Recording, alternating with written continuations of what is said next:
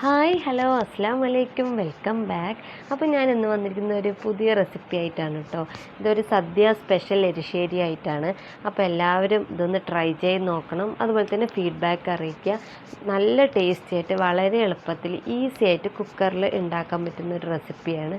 അപ്പോൾ ഇതെല്ലാവരും ഒന്ന് ട്രൈ ചെയ്ത് നോക്കണം. അതുപോലെ തന്നെ ഫീഡ്ബാക്ക് അറിയിക്കുക.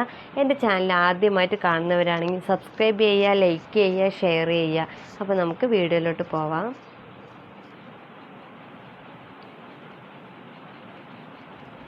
അപ്പോൾ ഞാൻ എടുത്തിരിക്കുന്ന ഒരു മത്തനാണ് കേട്ടോ. ഒരു അര മത്തൻ എടുത്തിട്ടുണ്ട്. അത് ചെറിയ ചെറിയ കഷ്ണങ്ങളാക്കി മുറിക്കുക.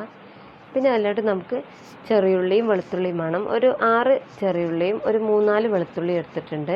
അതുപോലെ തന്നെ വെള്ളപ്പയറാണ് കേട്ടോ എടുത്തിരിക്കുന്നത്. അതൊന്ന് നമുക്ക് ചീഞ്ചട്ടിയിലിട്ട് വറുത്തെടുക്കാം. ഇത് നമ്മൾ കുക്കറിലാണ് വെക്കുന്നത്. അപ്പോൾ നമുക്ക് വെള്ളപ്പയർ ഇട്ട് കൊടുക്കുക. അത് വേകാൻ ആവശ്യമായ വെള്ളം ഒഴിച്ച് കൊടുക്കുക. ഇനി അതിലോട്ട് നമുക്ക് മഞ്ഞൾപ്പൊടി ഇട്ട് കൊടുക്കുക. പിന്നെ ഒരു 1/2 ടേബിൾ സ്പൂൺ മഞ്ഞൾപ്പൊടി ഇട്ട് കൊടുത്തിട്ടുണ്ട്. അതുപോലെ തന്നെ 1 ടേബിൾ സ്പൂൺ മുളക് പൊടി ഇട്ട് കൊടുത്തിട്ടുണ്ട്. പിന്നെ ആവശ്യത്തിന് ഉപ്പ് ഇട്ടിട്ട് നമുക്കിതൊന്ന് വിസിൽ വെച്ചെടുക്കാം.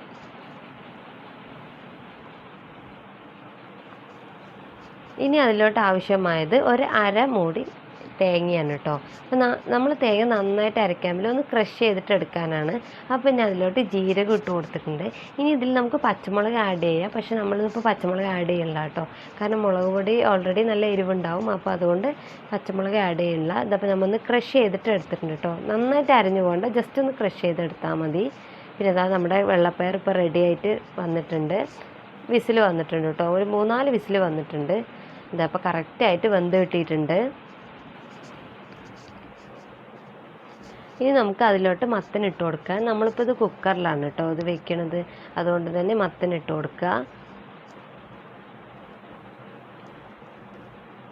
എന്നിട്ട് നമുക്കിത് ഒന്ന് വിസിൽ വെക്കണം. വിസിൽ വെച്ച് കഴിഞ്ഞാൽ പെട്ടെന്ന് ഈസി ആയിട്ട് വേഗം ഉണ്ടാക്കാൻ പറ്റാം കേട്ടോ. അപ്പോൾ നമുക്കിതൊന്ന് വിസിൽ വെക്കാം.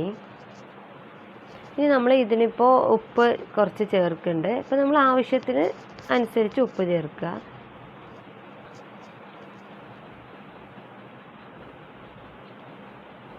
ഇനി നമുക്കിതൊന്ന് വിസിൽ വെച്ചെടുക്കാം കേട്ടോ.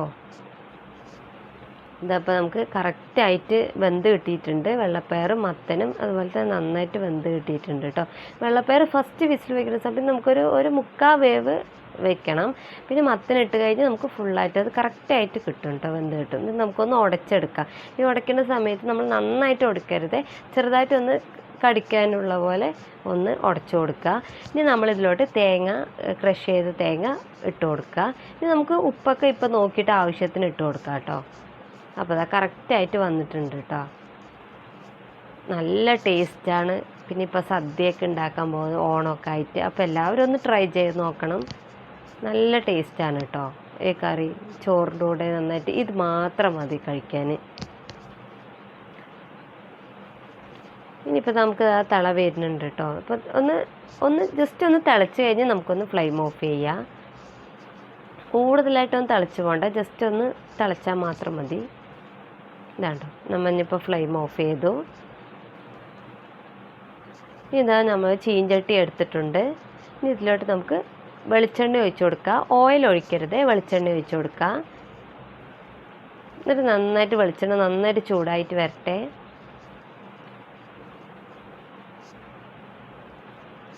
നല്ല തിളച്ച് വന്നിട്ടുണ്ട്. ഇനി നമുക്ക് കടുക് ഇട്ട് കൊടുക്കുക. അപ്പോൾ നമ്മളൊന്ന് താളിച്ചെടുക്കുകയാണ് കേട്ടോ. എന്നിട്ട് അതിലോട്ട് ചെറിയുള്ളിയും വെളുത്തുള്ളിയും ചേർക്കുക. എന്നിട്ട് ഇത് നല്ല ബ്രൗണിഷ് കളറാവുന്നത് വരെ നമുക്ക് ഫുൾ ഫ്ലെയിമിൽ തന്നെ നമുക്കൊന്ന് താളിച്ചെടുക്കാം കേട്ടോ.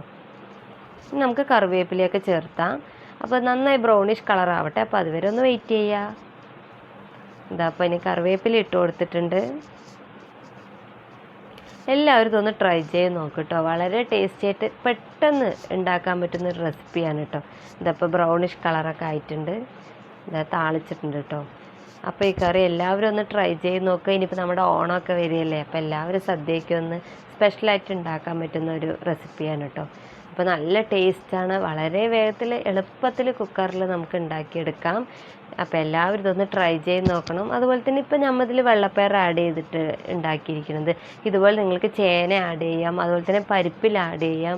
പക്ഷെ നമ്മളിപ്പോൾ വെള്ളപ്പയറിൽ ആഡ് ചെയ്തിട്ടാണ് കേട്ടോ ഈ കറി ഉണ്ടാക്കിയിരിക്കുന്നത്. അപ്പോൾ ഇതെല്ലാവരും ഒന്ന് ട്രൈ ചെയ്ത് നോക്കണം, ഫീഡ്ബാക്ക് അറിയിക്കുക. അതുപോലെ തന്നെ എൻ്റെ ചാനൽ ആദ്യമായിട്ട് കാണുന്നവരാണെങ്കിൽ സബ്സ്ക്രൈബ് ചെയ്യുക, ലൈക്ക് ചെയ്യുക, ഷെയർ ചെയ്യുക. ഇൻഷാ അല്ലാഹ് അടുത്ത വീഡിയോയിൽ കാണാം. ബായ്, അസ്സലാമു അലൈക്കും.